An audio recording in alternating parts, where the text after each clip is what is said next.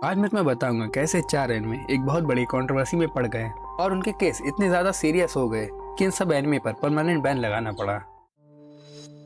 ये एनिमे एक underrated masterpiece है। सच बताऊं तो इसकी स्टोरी और एनिमेशन उस टाइम के हिसाब से काफी अच्छा था, बट इसके कुछ सीन जो एक्सट्रीमली वायलेंस की वजह से इंडिया समेत इसे और कई कंट्रीज में भी बैन कर दिया गया। स्टोरी की बात करें तो इसमें एक 17 साल की लड़की जिसका नाम सावा है, वो एक हिटमैन होती है।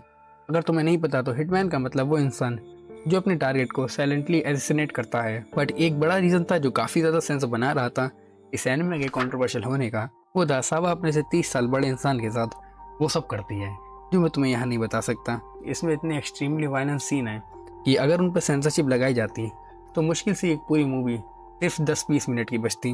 दैट्स वाई इस पर बैन लगाना ज़्यादा अच्छा ऑप्शन रहा।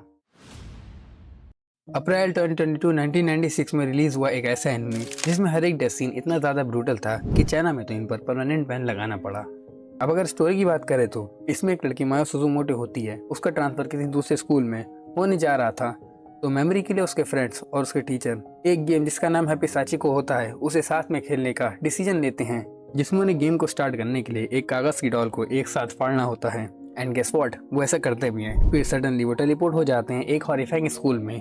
अब तुम्हें लग रहा होगा कि मैं बीच में से स्टोरी बता रहा हूँ, बट मैं चाहता हूँ कि तुम्हें इसमें कम से कम स्पॉइलर मिले और तुम बाद में भी इस एनिमे को एंजॉय कर पाओ ना। वहाँ से उन्हें एस्केप करने के लिए कुछ बच्चों की टैंक्स को कलेक्ट करना होता है। अभी तक तो तुम्हें सब ठीक लग रहा होगा, बट इसका असली खेल तो बाद में शुरू होता है, जिसमें सबसे ज़्यादा हॉरिफाइंग थी इन 3 कैरेक्टर्स की डेथ, जहाँ पर एक सुल मायो को बहुत ही ब्रूटली मर्डर कर देती है। उसकी बॉडी के टुकड़े होकर सब तरफ फैल जाते हैं और भी बहुत कुछ होता है जो मैं तुम्हें इस वीडियो में नहीं बता सकता। सेकेंड नंबर पर है यूका की डेथ। यूका को एक बंदा पकड़कर उसे बहुत ब्रूटली टॉर्चर करता है। इनफैक्ट वो उसके हाथ पैर को बांधकर उसकी एक आंख भी निकाल लेता है। यूका की आवाज़ पूरे स्कूल में गूंज रही होती है, बट इसके बाद भी उसको सेटिस्फाई करने के लिए वो बंदा यूका के पेट में सीधा पूरे नाइफ को घुसा देता है, फिर वो वहीं तड़प कर मर जाती है। थर्ड पर है यूई की डेथ। इन पर एक डिग्री ऊपर से गिरती है जिसकी वजह से इनका सर इनके धड़ से अलग हो जाता है। वायलेंस के अलावा भी इस एनिमे में चाइल्ड डिप्रेशन को दिखाया गया है। अगस्त 5, 1996 में रिलीज हुई एक ऐसी मूवी जिसमें एक लड़की मीमा की कहानी को दिखाते हैं। इसमें मीमा एक पॉप आइडल होती है और उसकी लाइफ में सब कुछ बिल्कुल सही चल रहा होता है। फिर वो अपने करियर पाथ फिल्म इंडस्ट्री को चूज करती है।